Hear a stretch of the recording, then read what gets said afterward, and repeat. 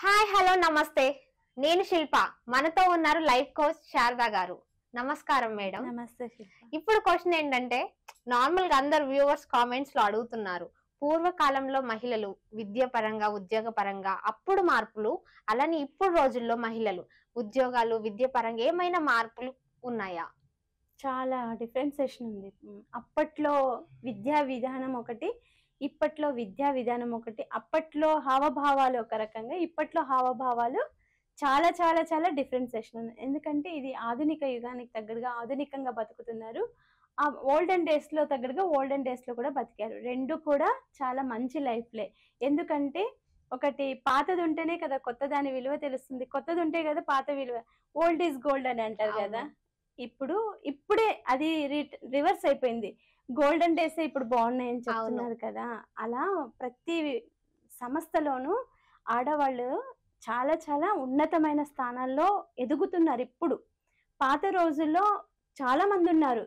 మన freedom fighter లో కూడా ఎన్నో యుద్ధాలు చేసి ఝాన్సీ లక్ష్మీబాయి అసలు ఆవిడ మన చరిత్ర సృష్టించిందనే చెప్పాలి కదా. అంత వీరనారి అలా గుర్రం మీద వెళ్తుంటే మనం ఇప్పుడు ఆమెను ఉండింటే మనం ఎలా చూస్తుండే వాళ్ళం.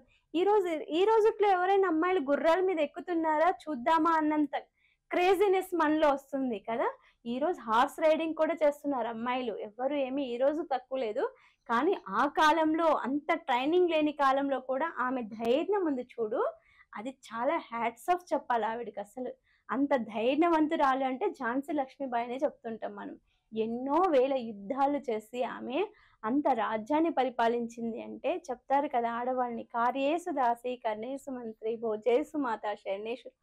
ఏ పని చెయ్యాలన్నా కూడా ఆ పనికి తగ్గట్టుగా న్యాయము వ్యక్తి చేస్తారనేది అప్పట్లో ఝాన్సీ లక్ష్మీబాయి. ఎంతో మంది మహాత్ములు మహనీయులు ఎంతో మంది మనకు స్వతంత్రాన్ని తెచ్చిపెట్టిన వాళ్ళలో ఝాన్సీ లక్ష్మీబాయి గురించి మనము ఏ రోజు ఎప్పటికీ ఎన్ని తరాలు మారినా కూడా ఆమెను మనం మర్చిపోలేము. ఆమె యుద్ధ భూమి మీద వెళ్ళి యుద్ధం చేస్తుంది అంటే ఎంతమంది తలలు తీసేసిండొచ్చు కదా. ఆమెకి ఎంతమంది హాని చేయటానికి వచ్చిండొచ్చు. ఆమె ఎంత సేఫ్టీగా విన్ అయ్యిన్నారో చూడు కదా. ఆమె ఇంటెలిజెన్స్, ఆమె తెలివితేటలను ఉపయోగించి ఎవరి చేతికి దొరకకోకుండా, ఎవరి దగ్గర ఏది ఆశించుకోకుండా దేశ సేవ కోసము, సమాజ సేవ కోసము, రాజ్య సేవ కోసము ఆమె అప్పట్లో అంత పరితపించింది. ఇప్పుడు కూడా ఇదే జనరేషన్లో ఆడవాళ్ళు కూడా అంతే విశ్వాసంతో ఉన్నారు. ఎందుకు? మనకు అంతరిక్షంలో వెళ్తున్నారు, ఎంత రిస్క్ కదా. అక్కడ ఎలాంటి ఫుడ్ దొరుకుతుందో తెలియదు, ఏమి తింటారో తెలియదు. ఆ అంతరిక్షంలో అసలు గాలిలో తేలుకుంటూ పరిశోధనలు చేస్తూ ఉంటారు కదా. ఇప్పుడు వెళ్ళిన అంతరిక్షం మళ్ళీ భూలోకానికి తిరిగి వస్తుందో లేదో కూడా మనకి తెలియట్లేదు. మనం ఇంత శాటిలైట్ లో బతుకుతూ ఇంత మంచిగా ఉంటున్నామంటే అలాంటి మహానుభావురాలు చేసినటువంటి త్యాగ ఫలితమే ఈ రోజు మనం అనుభవిస్తున్నామంటే. నవ్వేడేస్ అమ్మాయిలు కానీ చాలా చాలా చాలా షార్ప్ అయిపోయారు.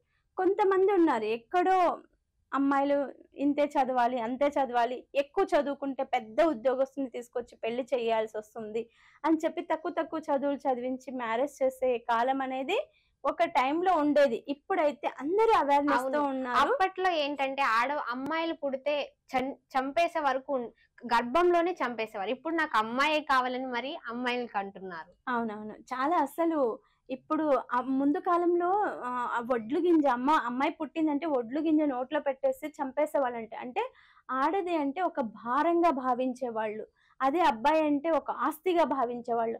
ఆడపిల్ల ఎంతైనా పరాయింటికి వెళ్ళిపోతుంది, ఏది పెట్టిపోతలన్నీ చేయాల్సి వస్తుంది, చదివించాల్సి వస్తుంది, లేకపోతే అన్ని తీయాల్సి వస్తుంది, మనం వేరే ఇంటికి పంపించాలంటే మనకు భారం కదా అని ఆడపిల్లల్ని చంపేసే వాళ్ళని అనేవాళ్ళు. నేనైతే ఎప్పుడు చూడలేదు, అది చాలా పాపము. ఈ జనరేషన్ లో కూడా కొన్ని ఉన్నాయి. ఇప్పుడు మనం లేటెస్ట్ గా చూస్తున్నవి స్కానింగ్ రిపోర్ట్స్ చూసి లింగ పరిశీలన చేసి స్కానింగ్ లో పాపని ఉందంటే భ్రూణ హత్యలు జరుగుతున్నాయి అనేది హాస్పిటల్లో మనం వింటున్నాం. కానీ నవ్వేడేస్ అమ్మాయిల కోసం పరితపించే తల్లిదండ్రులు ఎంతో మంది ఉన్నారు. ముగ్గురు అబ్బాయిల తర్వాత కూడా మాకు అమ్మాయి కావాలన్న తల్లిదండ్రులు కూడా ఎంతో మంది ఉన్నారు. ఎంతో మహానుభావులు ఉన్నారు అమ్మాయిల కోసము పరితపించేవాళ్ళు. అందులో నేను కూడా ఒకటి. నాకు కూడా ఇద్దరు ఆడపిల్లలు కాబట్టి నాకు అసలు అమ్మాయిలు కావాలి కావాలి కావాలని నేను తపస్సు చేశాను అనుకో. ఎన్నో పూజలు చేశాను అమ్మాయిలు కావాలి. ఫస్ట్ అమ్మాయి తర్వాత రెండో అమ్మాయి కూడా నాకు అమ్మాయి కావాలి. అంత ఇష్టపడే తల్లిదండ్రులు ఈ రోజు తయారయ్యారంటే సొసైటీ డెవలప్ అవుతుందన్నమాట. అమ్మాయిలు కూడా ఆది పరాశక్తుల్లాగా పనిచేస్తున్నారు.